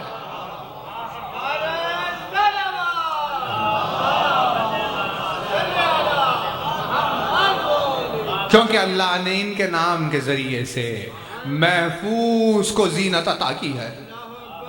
یعنی یہ وہ ہستی ہے جس کے نام کے ذریعے سے اللہ نے لوح محفوظ کو زینت عطا فرمائی، جس میں سے کچھ آیتیں اتر کر آئی تو قرآن مجید ہو گیا. یعنی آپ نے روایت سنی ہے، مسائل میں بھی ہے، فضائل میں بھی ہے، ہند کا واقعہ بھی موجود ہے. جب ہند کے سامنے یہ بات آئی کہ یہ علی کی بیٹی ہے جو قید خانے میں ہے، تو ہند نے ہاتھوں کو جوڑ کر کہا کہ دیکھیے میں کر نہیں سکتی، یہ مجھ میں جرت ہمت نہیں ہے، لیکن کیونکہ یہ پہلو ہی ایسا ہے اسی لیے مجھ پر ضروری ہے کہ مجھے معلوم کروں کہ آپ علی ہی کی بیٹی ہو. تو شہزادی نے کہا کہ ٹھیک ہے معلوم کر لے تیرے پاس کیا طریقہ ہے. تو ہند نے کہا کہ جب میں اپنی شہزادی کی خدمت میں پڑھا کرتی تھی، دین حاصل کرتی تھی، قرآن مجید پڑھتی تھی، تو جب بھی میری شہزادی کی آمد ہوتی تھی تو قرآن مجید ہوا میں ان کی تعظیم کے لیے بلند ہو جاتا تھا اور ان کا طواف کرنے لگتا تھا. ہند نے کہا کہ اجازت ہے تو میں قرآن مجید منگا لوں، اگر وہ آپ کی تعظیم کرے گا تو مجھے یقین ہو جائے گا، ورنہ میں مان نہیں سکتی کہ کہاں علی کی بیٹی اور کہاں شام کا زندہ. تو شہزادی نے کہا ٹھیک ہے منگا لے قرآن. قرآن آیا، تعظیم کے لیے ہوا میں بلند ہو گیا. قرآن کا تعظیم ہونا، تعظیم کے لیے بلند ہونا اس کی ذات مقدس کی شان و شوکت کے اعتبار سے نہیں ہے، کیونکہ اللہ نے اس کے نام سے محفوظ کو زینت عطا کی ہے جس میں سے قرآن نکل کر باہر آیا. تو اگر وہ آ جائے، قرآن تعظیم کے لیے بلند ہو جائے تو کوئی تعجب نہیں ہے، کیونکہ اگر ان کا نور چمک اٹھے گا آسمان کے اوپر تو لوح محفوظ پر لازمی ہے کہ ان کی تعظیم کے لیے بلند ہو جائے.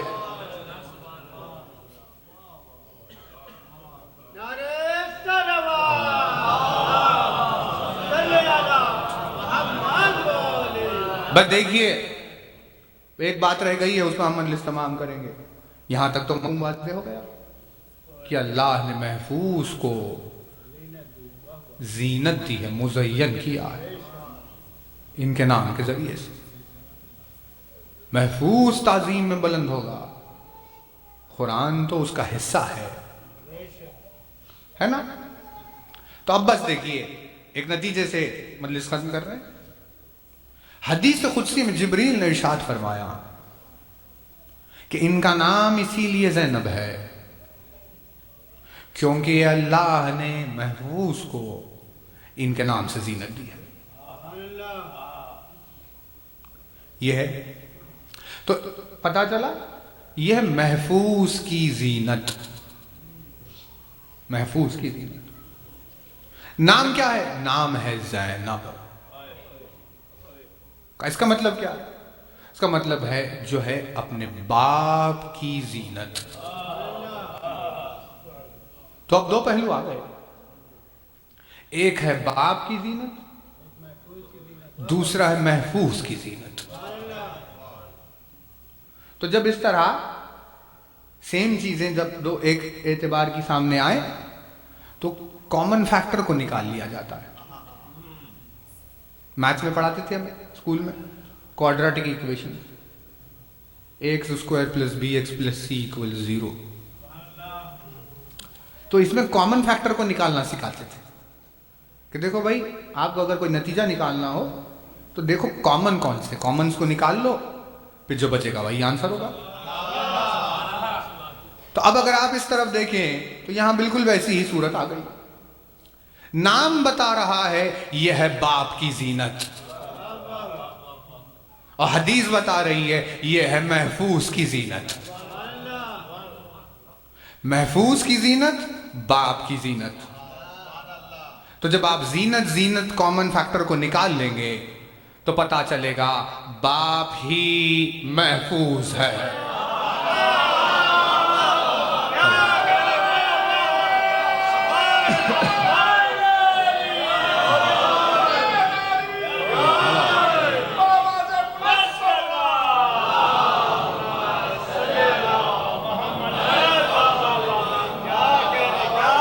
سلامت. اب ایک طرف ہے باپ کی زینت، ایک طرف ہے محفوظ کی زینت، تو جب زینت کو نکال لیا تو پتا چلا باپ ہی محفوظ ہے. یعنی ہمیں اس حدیث سے پتا چل رہا ہے علی کا وجود لوح محفوظ ہے.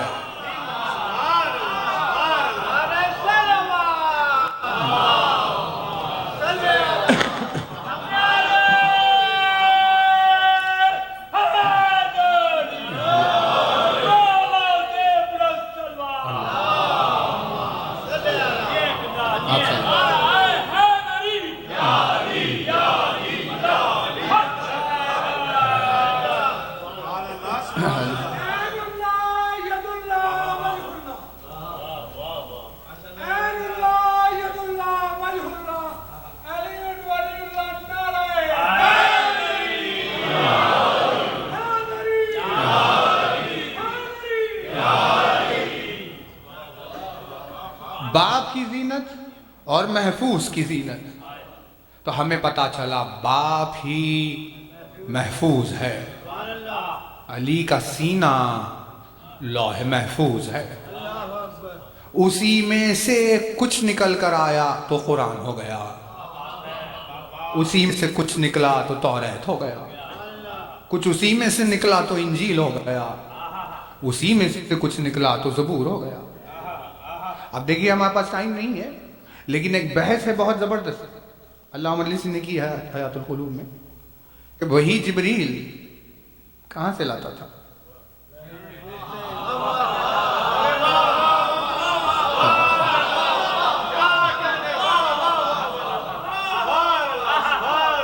کیونکہ سب کو پتا ہے کہ جبریل سدرۃ المنتہا پر جا کر رک جاتا تھا. سدرے کے آگے جبریل جا نہیں سکتا، عرش الہی تک جبریل کی رسائی ہی نہیں ہے، نہ اللہ دکھائی دیتا ہے نہ اللہ بولتا ہے. تو پھر آخر جبریل آیتیں لاتا کہاں سے تھا؟ اسی لوح محفوظ سے آیتیں لے کر آتا تھا، جس کے الفاظ کو اللہ نے اپنے الفاظ، جس کی زبان کو اللہ نے اپنی زبان قرار دیا. لوح محفوظ علی کا سینہ ہے. لوگوں نے تصور کر لیا کہ بھئی علی ہم سے کچھ بہتر ہے، بس اور کیا ہے. کفر ہے، یہ کفر، یہ شرک ہے، یہ ایمان سے باہر ہے، مشرک ہے وہ لوگ جو تصور کر لیتے ہیں ایسے ہی کہ بھئی ہم یو کے جی میں ہیں، ہم سیکنڈ میں ہیں اور علی ڈگری میں.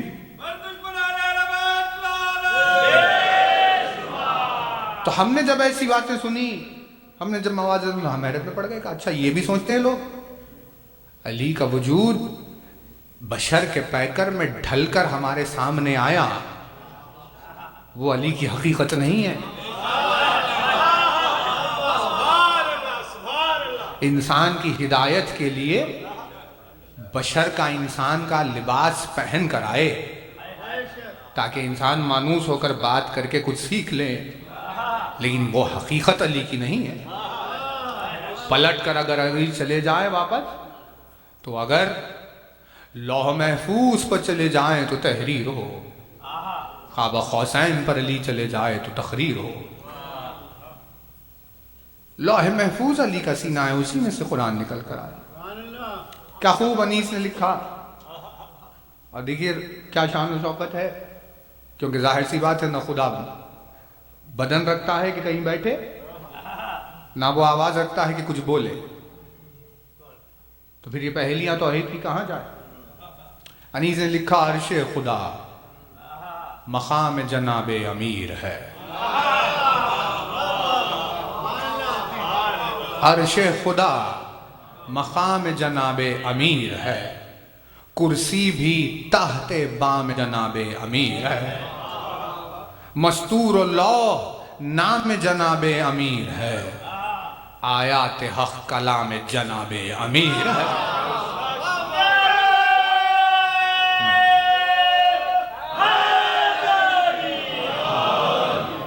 آیات حق کلام جناب امیر ہے. ایسا کسی کو خلق میں رتبہ ملا نہیں، ایسا کسی کو خلق میں رتبہ ملا نہیں، ساری خدا کی شان ہے لیکن خدا نہیں۔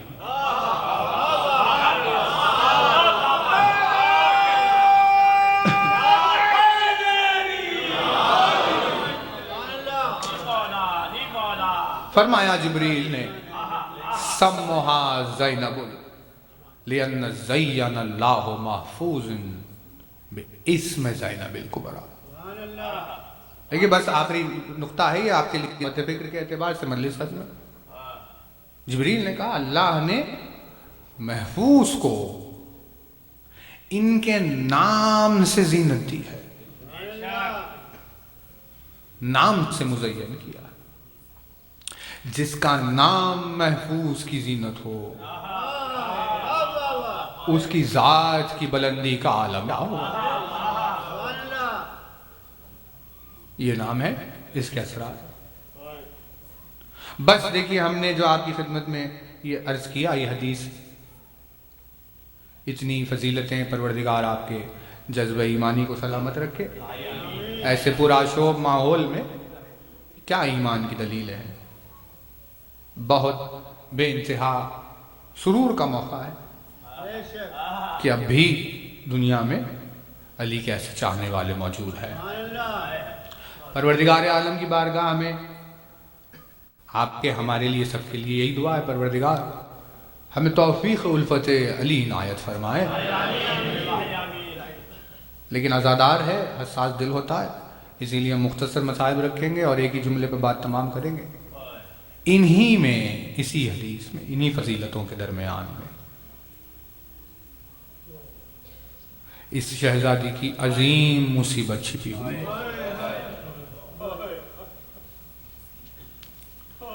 جس کا نام رکھنے کے لیے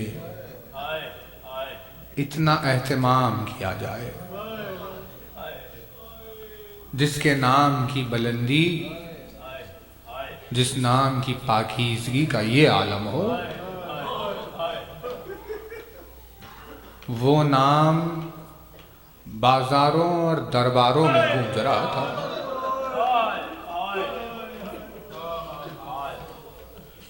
یہ بے انتہا درد کی کیفیت ہے، اسے آپ کو ایک باپ کے رخ سے دیکھنا ہوگا، کیونکہ باپ کیا چاہتا ہے؟ باپ کا دل یہ چاہتا ہے کہ بیٹی کا نام کبھی مجمع عام میں نہ آئے۔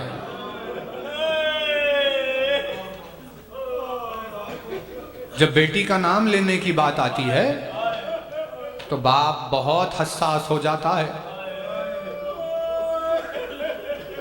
بے انتہا قریبی رشتے رکھنے والوں کے سامنے کے علاوہ کسی کے آگے بیٹی کے نام کا ذکر نہیں کرتا۔ یہ باپ کا دل ہوتا ہے، جس کا نام رکھنے کے لیے اتنے اہتمام کیے گئے ہوں، اللہ جانے علی کے دل پر کیا گزر گئی ہوگی جب زینب کا نام بازار میں لیا گیا، دربار میں لیا گیا۔ ہم ایک مرثیہ سنائیں گے، یہ حساسیت کا پہلو ہے، اسی لیے آپ کو جب بھی یاد آئے اس وقت آپ اس پر گریہ کر لیں۔ اور یہ مرثیے ایسے ہیں، یہ مجلسیں ایسی ہیں کہ جو تنہائیوں میں عزادار برپا کرتا ہے، جب اسے اکیلے میں یاد آتا ہے تو اس وقت وہ روتا ہے۔ یہ مرثیہ علی کی زبان کا مرثیہ ہے، مولا نے اپنی زبان سے بیان کیا اور اسے سید رضی نے نہج البلاغہ میں لکھا، اور یہ پڑھ پڑھ کر یہ مرثیہ دہرا دہرا کر علی 25 برس روتے رہے۔ کنویں میں سر ڈال ڈال کر علی گریہ کرتے تھے اور یہ مرثیہ پڑھتے تھے۔ بس ہم اسی مرثیے سے شہزادی کی مصیبت آپ کی خدمت میں رکھ رہے ہیں، مجلس ختم ہے، یہ حساس پہلو ہے۔ مولا کا مرثیہ کیا ہے؟ مولا نے فرمایا روتے روتے گریہ کرتے کرتے، آنسو بہاتے بہاتے علی نے کہا انزلنی الدہر ثم انزلنی حتی خالو علی و معاویہ۔ یہ مولا کے دل کا سب سے بڑا مرثیہ تھا۔ مولا نے فرمایا زمانے نے میری شان گھٹائی، دنیا والوں نے میرے رتبے کو پست کیا، لوگوں نے میرے مقام کو گرا دیا، اتنا زیادہ پست کیا، میری شان کو اتنا زیادہ گھٹایا کہ کہنے والوں نے ایک ساتھ علی اور معاویہ کہہ دیا۔ یہ وہ مرثیہ ہے مولا کا جو مرثیہ پڑھ پڑھ کر کنویں میں سر ڈال کر علی روتے تھے، کیونکہ علی کی شان و شوکت کہاں اور علی کے ساتھ کس کا نام لیا جا رہا۔ تو مولا نے فرمایا زمانے نے میری کتنی ناقدری کی کہ میرے ساتھ کس کا نام لے لیا۔ یہ کہہ کہہ کر ساری زندگی روتے رہے، علی کی آنکھوں سے آنسو خشک نہیں ہوئے، اتنا زیادہ علی کے دل پر یہ زخم گہرا ہو گیا تھا۔ مولا تیرا ٹوٹا ہوا دل کوئی سمجھ نہیں سکتا، اس پر گزری ہوئی مصیبت کوئی پہچان نہیں سکتا کیا ہو گئی، لیکن یا علی یہ تیری مصیبت ہے کہ تجھے گوارا نہ ہوا کہ تیرے نام کے ساتھ وہ نام لیا جائے۔ اللہ رے مصیبتیں کہاں پہنچ گئی ہوگی جب تیری بیٹی زینب جس نام کے ساتھ تو نے اپنے نام کو لینا پسند نہیں کیا، تیری بیٹی اس دربار عام میں کھڑی ہوئی ہے، اور اس دربار عام میں اس 700 کرسی نشین کے مجمع کے درمیان بے مخنو چادر تیری بیٹی جب کھڑی ہوئی ہو تو تیرے دل کا عالم کیا ہو گیا ہوگا۔ مولا کا مرثیہ تھا کہ میرے ساتھ کس کا نام لے لیا، اور ساری زندگی روتے رہے۔ اسی دربار شام میں جب شہزادی کھڑی ہوئی تھی تو پوچھا جا رہا تھا کہ یہ کون ہے بتاؤ، اور اس دربار عام میں زینب کا نام لیا گیا۔ اللہ رے تیرے نام کے ساتھ نام آیا تو تیرے دل کا یہ عالم ہو گیا یا علی۔ کوئی تصور کرے زینب پر کتنی بڑی مصیبت گزر گئی ہوگی جب دربار عام میں یہ کہا جا رہا تھا یہ اسیر کر کے جو لائی گئی ہے، یہ جو بے مخنو چادر کھڑی ہوئی ہے، یہ علی کی بیٹی زینب ہے۔ اللہ رے دربار عام کے مصائب واہ غربتا واہ زینبا کی۔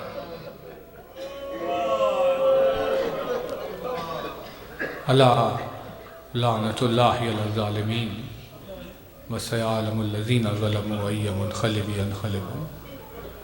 ماتم حسین علیہ السلام۔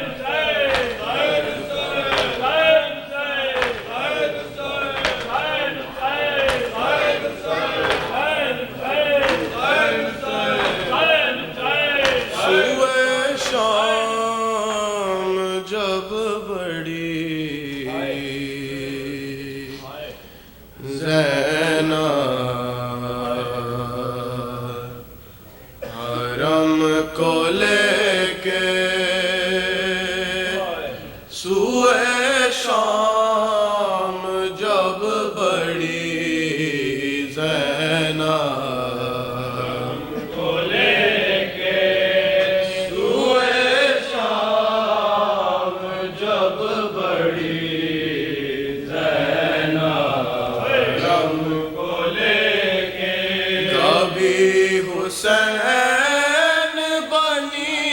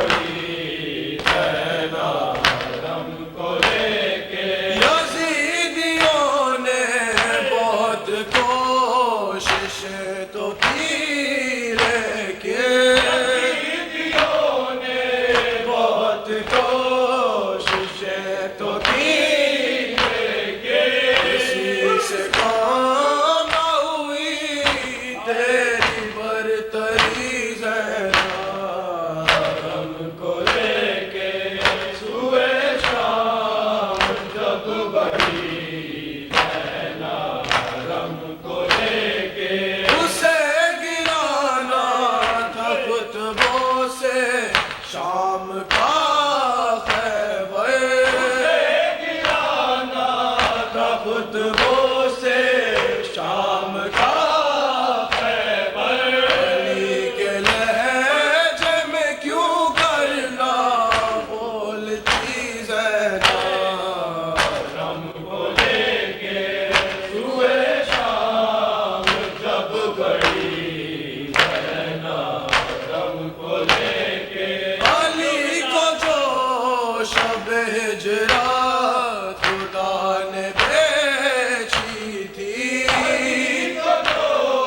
شب ہجرت خدا نے بیچی تھی علی سے تو نے وہ مرضی خرید لی زینب رم کو لے کے سوئے شام جب بڑی زینب رم کو لے کے سوئے شام جب بڑی زینب بھیا میں آ گئی ہوں نانا قدیں بچا کے بھیا میں آ گئی ہوں نانا قدیں بچا کے بھیا میں آ گئی ہوں نانا قدیں بچا جاؤں گی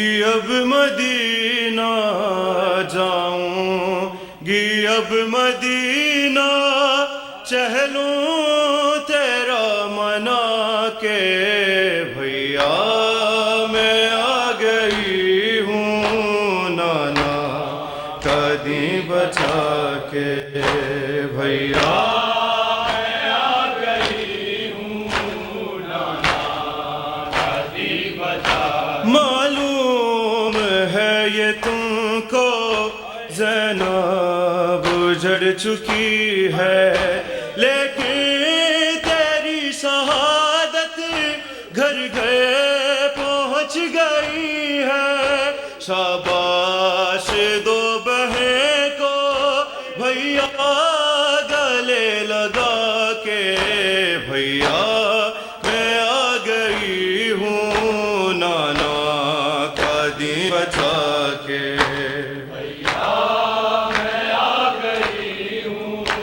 نانا قدیں بچا کے بھیا میں آ گئی ہوں نانا قدیں بچا بھیا تمہاری زینب اب وہ نہیں رہی ہے پہچان لوگے مجھ کو حالت بدل گئی ہے چلتی ہے یہ ضعیفہ بھیا کمر جھکا کے بانا میں آ گئی ہوں نانا قدیں بچا کے بھیا میں آ گئی ہوں نانا قدیں بچا سجاد اور باقی دیں گے گواہی میری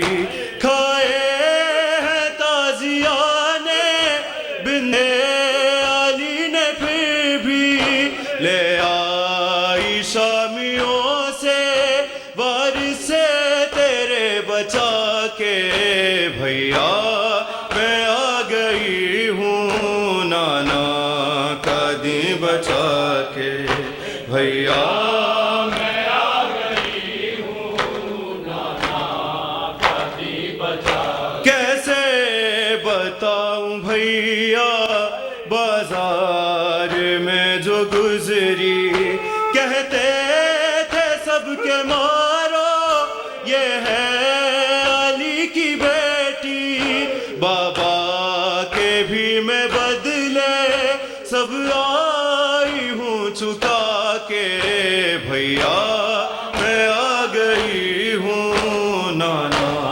قدیں بچا کے بھیا میں آ گئی ہوں نانا قدیں بچا کے بھیا میں آ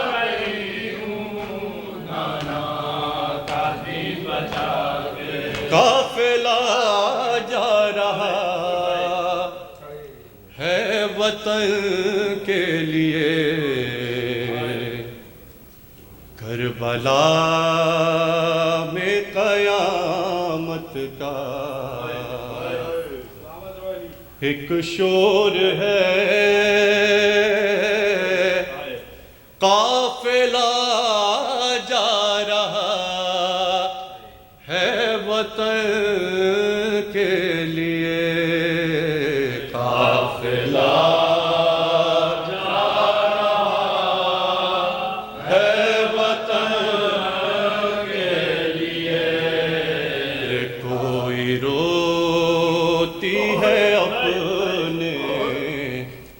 جوان لال کو، رو رہی ہے کوئی کم سخن کے لیے، قافلہ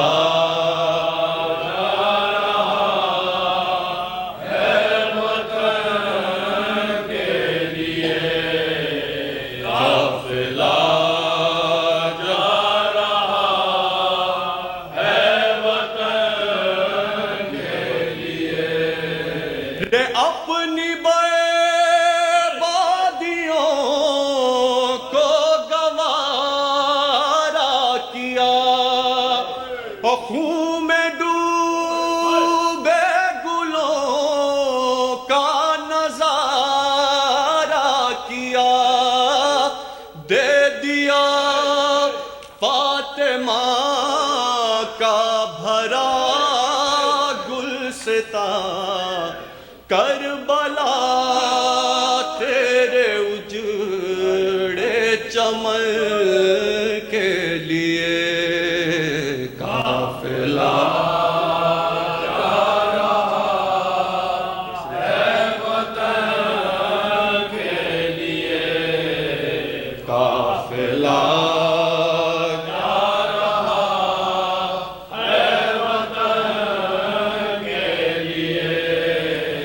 قصر ظالم کبھی، قید خانہ کبھی، نوک نیزہ کبھی، تازیانہ کبھی، کون سی تھی اذیت جو دی نہ گئی، ہر جفا تھی اسیر مہر کے لیے، قافلہ جا رہا ہے وطن کے لیے، جب چلے تھے مدینے سے سب ساتھ تھے، اون و جعفر تھے، اکبر تھے، عباس تھے، جا رہی ہوں مدینے تو کوئی نہیں، اب مصیبت فقط ہے بہن کے لیے، قافلہ جا رہا ہے وطن کے لیے، قافلہ جا رہا ہے وطن کے لیے، کوئی چادر نہ تھی، کیسی بیداد تھی، اور ہاتھ ہوتے ہوئے بھی نازاد تھی، کتنی مجبور کر دی گئی تھی بہن، اپنے بھائی کے دفن و کفن کے لیے، قافلہ جا رہا ہے وطن